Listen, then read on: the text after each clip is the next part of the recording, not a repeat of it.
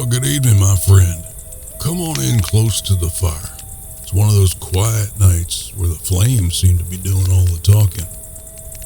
You know, I've been sitting here thinking lately about how faith looks a little different in every corner of this big old world.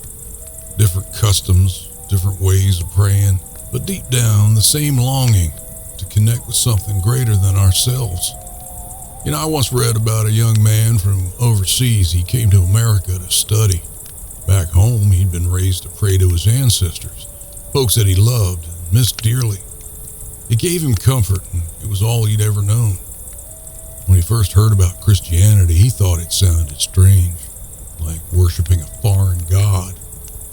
But then one Christmas, a friend invited him over for dinner. He saw how that family prayed together, and they sang together and showed love that, well, it didn't come from obligation, but from a living faith. And you know what? That night, he saw Jesus not as a foreign god, but as a friend.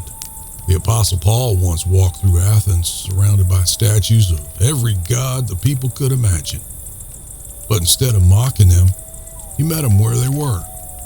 He said, "I see your devotion, but let me tell you about the one you don't yet know."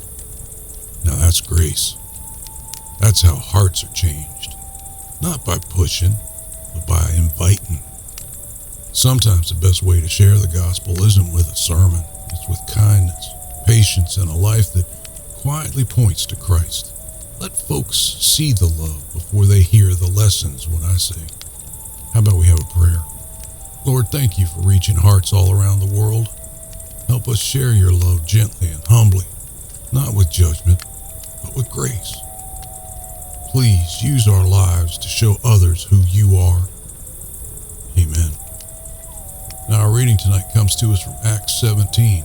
It says, "For as I was passing through and considering the objects of your worship, I even found an altar with this inscription, 'To the unknown God.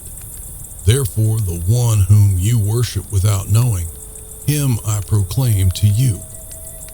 So, whether you're talking to a neighbor across the fence or a stranger from across the sea, remember, faith shared with love never sounds foreign. Sounds like home.